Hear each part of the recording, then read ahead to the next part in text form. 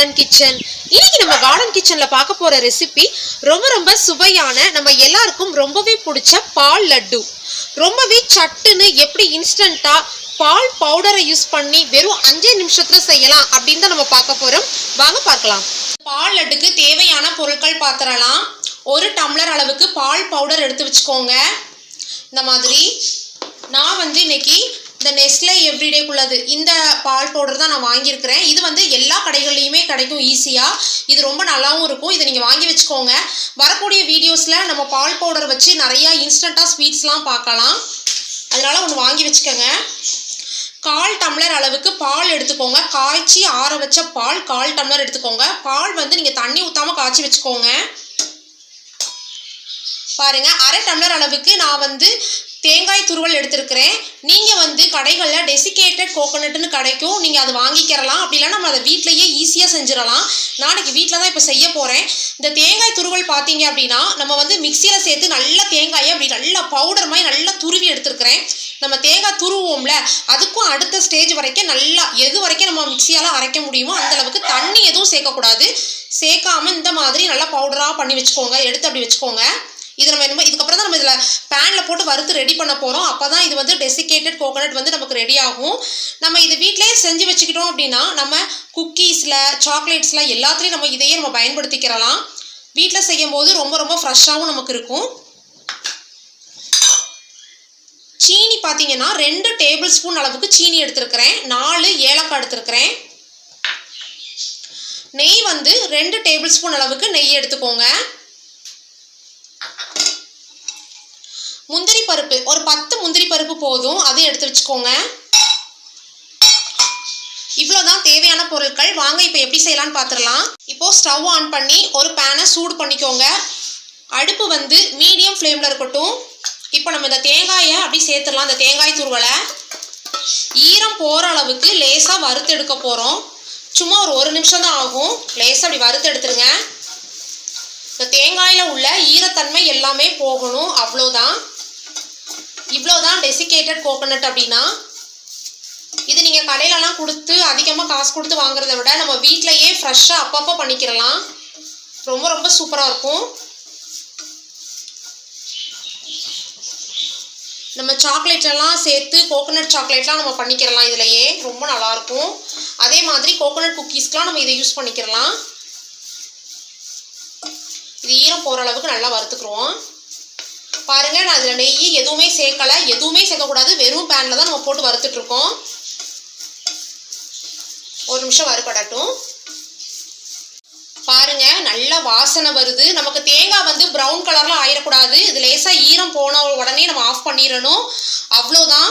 நம்ம இப்போ இதை எடுத்துடலாம். இதை வேற ஒரு பாத்திரத்துக்கு உடனே மாற்றிடலாம். பாருங்கள், நம்மளுடைய டெசிகேட்டட் கோகோனட் நல்லா இந்த கோகோனட் பவுடர் சூப்பராக ரெடி ஆகிடுச்சு. இப்போது ஸ்டவ் ஆன் பண்ணி அந்த பேனை வச்சுக்கோங்க. அடுப்பில் எடுத்து வச்சுருக்கிற நெய்யை அப்படியே சேர்த்துருங்க.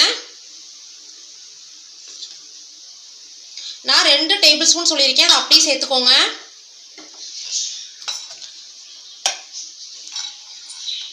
நெய் காஞ்சதும் எடுத்து வச்சுருக்கிற அந்த 10 முந்திரி பருப்பை இதில் சேர்த்துடலாம்.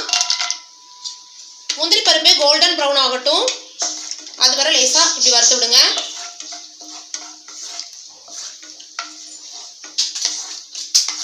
நீங்கள் முந்திரிக்கு பதிலாக பாதாம் கூட சேர்த்துக்கலாம். ரொம்ப சுவையாக இருக்கும். இல்லைனா முந்திரி 5 பாதாம் 5 அப்படின்னு கூட நீங்கள் சேர்த்துக்கிறலாம். இல்லைனா நார்மலாக முந்திரி பருப்புலேயே செஞ்சுக்கிறலாம். நல்லாவே இருக்கும்.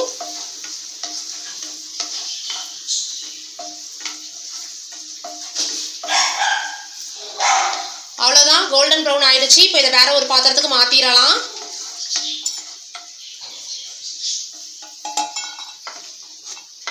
முந்திரி பருப்பு கரெக்டாக அப்படி கோல்டன் ப்ரௌனில் எடுத்துருங்க, கரிஞ்சு போயிடாமல். ஃப்ளேம் நம்ம மீடியம்லேயே வச்சு செய்யுங்க.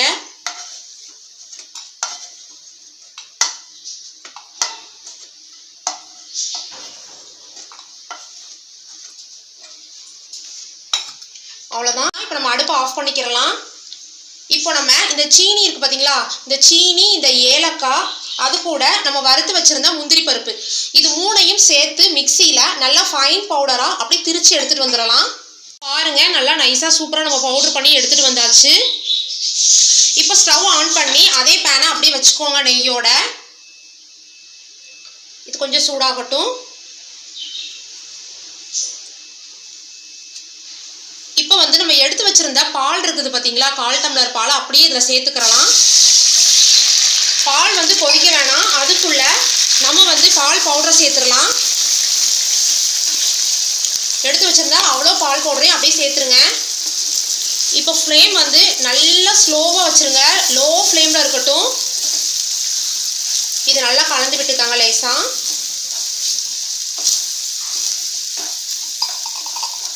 எல்லா சைடும் பட்டுருச்சு. இப்போ வந்து நம்ம எடுத்து வச்சிருந்தா சுகர் பவுடரை சேர்த்துடலாம். அதையும் சேர்த்து நல்லா கலந்து விடுங்க. கட்டிகள் எதுவும் இல்லாமல் அப்படியே கலந்து விடுங்க.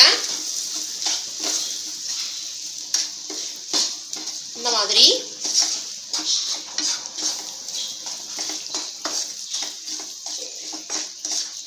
இது ஒரு 2 நிமிஷத்துக்கு லோ ஃப்ளேமில் வச்சு நம்ம மெதுவாக கலந்து விட போகிறோம். நல்ல லோ ஃப்ளேமில் வச்சுக்கோங்க. 2 நிமிஷத்துக்கு இதை கலந்து விடுங்க. இந்த பால் பவுடர், இந்த பால், இந்த நெய் எல்லாம் சேர்ந்து வேகணும் நல்லா அந்த சுகரோட. நம்ம முந்திரி பருப்பு, இந்த ஏலக்காய்லாம் போட்டிருக்கோம். நல்லா அரைச்சி சூப்பராக வாசனை வருது.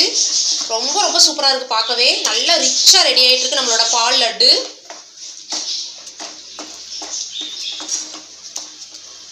கட்டிகள்லாம் ஃபார்ம் ஆகாது. நீங்கள் கலந்துகிட்டே இருக்கும்போது கட்டிகள்லாம் கண்டிப்பாக ஃபார்ம் ஆகாது. ரொம்பவே சுலபமாக செஞ்சிடலாம் இதை. நீங்கள் இப்போ தான் ஃபஸ்ட் டைம் பண்ண போகிறீங்க அப்படின்னா கூட நீங்கள் மிஸ்டேக்கே இல்லாமல் இந்த லட்டுவை செஞ்சிடலாம். ரொம்ப ரொம்ப ரிச்சாக இருக்கும். பாருங்க, இப்போ 2 நிமிஷம் ஆயிடுச்சு. இந்த டைமிங்கில் நம்ம எடுத்து வச்சுருந்த கோகோனட் பவுடர் இருக்குதுல்ல, அதை வந்து நம்ம சேர்த்துக்க போகிறோம். அதில் பார்த்தீங்கன்னா ஒரு 2 டேபிள் ஸ்பூன் அளவுக்கு மட்டும் நம்ம தனியாக எடுத்து வச்சுட்டு மிச்சத்தை நம்ம சேர்த்துக்கிறலாம். இது எதுக்குன்னா நம்ம கடைசியாக இந்த தேங்காய் பவுடரில் போட்டு நம்ம அந்த லட்டுவை பிரட்டி எடுக்கணும். அதுக்கு தான் ஒரு 2 டேபிள் ஸ்பூன் அளவுக்கு மட்டும் வச்சுட்டு மிச்சத்தை அப்படியே சேர்த்துருங்க. இதில் திரும்பவே நல்லா கலந்து விடுங்க. நமக்கு லட்டு வந்து பிடிக்க வரணும், அந்த பதம் வர வர நம்ம இதை கலந்து விடணும். அதுக்கு இன்னும் சரியாக ஒரு 2 நிமிஷம் ஆகும். 2 நிமிஷம் மட்டும் நீங்கள் அப்படியே கலந்து விடுங்க. அடுத்து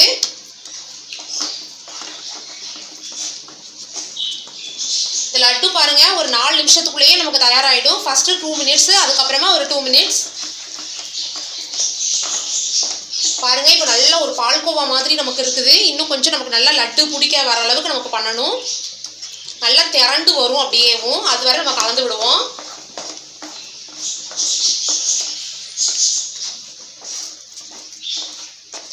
இந்த லட்டு பார்த்தீங்கன்னா ரொம்ப ரொம்ப ஆரோக்கியமானது. ஏன்னா முழுக்க முழுக்க இது பால்லையே செய்கிறோம். பால் பவுடர், தேங்காய், இந்த மாதிரி நம்ம நல்லா ஆரோக்கியமான பொருட்கள் வச்சு தான் நம்ம இன்றைக்கி செஞ்சிட்ருக்குறோம். குழந்தைங்களுக்கெல்லாம் இது ரொம்ப ரொம்ப நல்லது. இதை வீட்டில் அடிக்கடி தாராளமாக செஞ்சு கொடுக்கலாம். பாருங்கள் எவ்வளோ சூப்பராக வந்துட்டுருக்குன்னு. இப்போ ஒரு அல்வா மாதிரி வந்துட்டுருக்கு நம்மளுக்கு. பாருங்கள், ஒட்டாமல் திரண்டு வருது. நமக்கு கொஞ்சம் உருண்டை பிடிக்கிற மாதிரி வரணும். ஸோ இன்னும் இதுக்கு அடுத்த ஸ்டேஜ் தான். இன்னும் 1 நிமிஷம் தான். நல்லா நமக்கு அப்படியே வந்துடும் சூப்பராக. நீங்கள் அதிகமாக செய்ய போகிறீங்க அப்படின்னா நீங்கள் வந்து எல்லா அளவுகளையும் நான் வந்து ஒரு டம்ளருக்கு சொல்லியிருந்தேன். நீங்கள் எந்த கப்பில் அளக்குறீங்களோ அந்த கப்புக்கு நீங்கள் வந்து அளவு எடுத்து வச்சுக்கோங்க. அளவுகள் வந்து அப்போ உங்களுக்கு சரியாக வரும். அதே மாதிரி இனிப்பு சுவை பார்த்தீங்கன்னா நமக்கு பால் பவுடர்லேயே நல்ல ஒரு இனிப்பு இருக்கும். அதனால நான் சொன்ன அந்த 2 டேபிள் ஸ்பூன் வந்து சரியாக இருக்கும். உங்களுக்கு இனிப்பு அதிகமாக வேணும் அப்படின்னா நீங்கள் உங்கள் இனிப்புக்கு தகுந்த மாதிரி நீங்கள் இனிப்பை கூட்டிக்கிறலாம், ஒன்றும் பிரச்சனை இல்லை. ஆனால் இதுக்கு கம்மியாலாம் செய்ய வேண்டாம் இனிப்பு. ஏன்னா இந்த இனிப்பு வந்து நல்லா சரியாக இருக்கும். ஏன்னா நம்ம ஸ்வீட் பண்ணுறோம், அதெல்லாம் ரொம்ப இனிப்பே இல்லாமல் சப்புன்னு பண்ணால் நல்லா இருக்காது.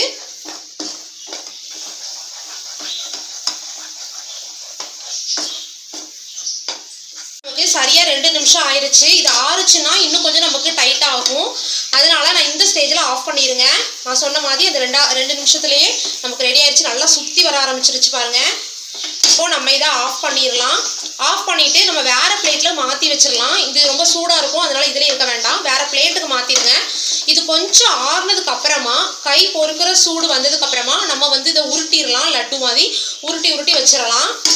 இப்போ இதை ஆஃப் பண்ணிடலாம். ஸ்டவ் ஆஃப் பண்ணிடலாம். இப்போ ஆஃப் பண்ணிவிட்டு நம்ம வேறு ஒரு பாத்திரத்துக்கு இதை மாற்றிடலாம். பாருங்க இப்போ கை பொறுக்கிற அளவுக்கு நமக்கு சூடு இருக்குது, ரொம்ப ஆறிரலை. ஆனால் பாருங்க கொஞ்சம் கூட ஒட்டாது. நமக்கு கையில் நெய் தடவிட்டு உருட்டணும்னு கூட அவசியம் இல்லை. பாருங்க நம்ம சேர்த்த நெய்யே கரெக்டாக இருக்குது. நம்ம உருட்ட ஆரம்பிச்சிடலாம். இந்த மாதிரி உருட்டிக்கோங்க. நல்லா கொஞ்சம் சூடோடு இருக்கும்போது உருட்டினா தான் நமக்கு நல்லா அந்த உருண்டைகள் வந்து அழகாக செட் ஆகும். இதை உருட்டிட்டு இந்த தேங்காய் பவுடர் இருக்குல்ல, அதில் லேசாக அப்படி பரட்டி எடுத்துக்கோங்க. அவ்வளோதான், பரட்டிட்டு இதை எடுத்து வச்சிடலாம். இதே மாதிரி நம்ம எல்லா உருண்டைகளையும் செய்யலாம்.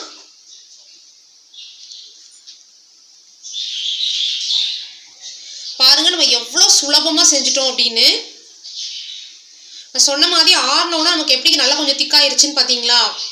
கொஞ்சம் அதுவும் ஃபுல்லாக கூட நமக்கு ஆறலை. நீங்கள் ஃபுல்லாக ஆற விட்டுறாதீங்க. திரும்ப இதில் போட்டு பரட்டி எடுத்துக்கோங்க. இதே மாதிரி நம்ம எல்லா உருண்டைகளையும் செஞ்சிடலாம். இது நல்லா கம்ப்ளீட்டாக அந்த லட்டு ஆறுனதுக்கு அப்புறமா பார்த்தீங்கன்னா நல்லா அந்த தேங்காய் பவுடர்லாம் நல்லா இதில் ஒட்டி சூப்பர் ஆகிடும். இப்போ நம்ம எல்லாத்தையும் உருட்டிக்கிறலாம். பாருங்க நம்மளோட லட்டு எல்லாம் தயாராகிடுச்சு. இந்த மாதிரி எவ்வளோ அழகாக ரிச்சாக இருக்குதுன்னு பாருங்க. பார்க்குறதுக்கே ரொம்ப ரொம்ப சூப்பராக இருக்குது. டேஸ்ட் பார்த்தீங்கன்னா ரொம்பவே சுவையாக இருக்கும். வாயில் போட்டால் அப்படியே கரைஞ்சி போயிடும். நீங்கள் உருட்டும் போதே உங்களுக்கு தெரிஞ்சிருக்கும். இது கம்ப்ளீட்டாக இந்த லட்டு ஆறுனதுக்கு அப்புறம் பார்த்தீங்கன்னா நல்லா இறுகிரும் உங்களுக்கு சூப்பராக. இப்போ கொஞ்சம் சாஃப்டாக இருக்கிற மாதிரி இருக்குதுல்ல, அப்புறம் நல்லா பிச்சு சாப்பிட்ற மாதிரி நமக்கு கடிச்சு சாப்பிட்ற மாதிரி நல்லா கிடச்சிரும். ஆனால் வாயில் போட்டால் நல்லா கரைஞ்சி போயிடும். அந்த மாதிரி தான் இருக்கும். நமக்கு ரொம்ப ஹார்டாகவே இருக்காது இந்த லட்டு. இதை கண்டிப்பாக செஞ்சு பாருங்கள். குட்டீஸ் எல்லாருக்கும் பார்த்தீங்கன்னா ரொம்ப ரொம்ப பிடிக்கும். இதை ஒரு தடவை செஞ்சீங்கன்னா உங்களை அடிக்கடி கண்டிப்பாக செய்ய சொல்லிகிட்டே இருப்பாங்க. ரொம்ப ரொம்ப சூப்பராக இருக்கும். இப்போ இந்த இனிப்போட அளவுகள் பற்றி சொல்கிறேன் உங்களுக்கு. அதில் உங்களுக்கு சின்ன கன்ஃபியூஷன் இருக்கலாம். இங்கே பாருங்கள், நான் வந்து ஒரு டம்ளர், இந்த டம்ளருக்கு நான் வந்து அளவு எடுத்து எல்லாமே பண்ணினேன். ஸோ நான் சீனி வந்து 2 டேபிள் ஸ்பூன் அப்படின்னு சொன்னேன். அது வந்து இந்த டம்ளருக்கு பார்த்தீங்கன்னா 1/4 டம்ளர் எனக்கு கிடச்சிரும். அதே மாதிரி நீங்கள் எந்த கப்பில் எடுக்கிறீங்களோ அதுக்கு நீங்கள் பொதுவாக 1/4 டம்ளர் சீனி எடுத்துக்கோங்க, 1/4 டம்ளர் நெய் எடுத்துக்கோங்க. இந்த அளவுக்குலாம் நீங்கள் ஃபாலோ பண்ணி செய்யுங்க, உங்களுக்கு கரெக்டாக இருக்கும். நம்ம பொதுவாக மில்க் ஸ்வீட்லாம் கடையில் வாங்கினோம் அப்படின்னா நமக்கு விலை வந்து ரொம்பவே அதிகமாக இருக்கும். உங்கள் எல்லாருக்கும் தெரிஞ்சிருக்கும். நம்ம வீட்டிலையே எவ்வளோ சிம்பிளாக ஈஸியாக பண்ணிட்டோம் நீங்களே பாருங்கள். அதுவும் நம்ம கையாலேயே செஞ்சுருக்கோம் அப்படின்றக்கப்போ ரொம்பவே நமக்கு திருப்தியாகவும் இருக்கும். பாருங்கள் நம்ம லட்டுலாம் நல்லா ஆறிடுச்சு. நான் எப்படி வந்திருக்குன்னு பாருங்கள், பிச்சு காட்டுறேன். பாருங்கள் எவ்வளோ சாஃப்டாக எவ்வளோ சூப்பராக வந்திருக்குது அப்படின்னு. நீங்களும் இந்த ரெசிபியை வீட்டில் செஞ்சு பார்த்துட்டு எப்படி வந்திருக்குன்னு மறக்காமல் என்கிட்ட கமெண்டில் ஷேர் பண்ணுங்கள். இந்த வீடியோ உங்களுக்கு பிடிச்சிருந்துச்சுன்னா லைக் பண்ணுங்கள், ஷேர் பண்ணுங்கள். மறக்காமல் நம்ம கார்டன் கிச்சனை சப்ஸ்கிரைப் பண்ணுங்கள். பக்கத்தில் இருக்கிற பெல் ஐக்கானையும் கிளிக் பண்ணுங்கள். தேங்க்ஸ் ஃபார் வாட்சிங்.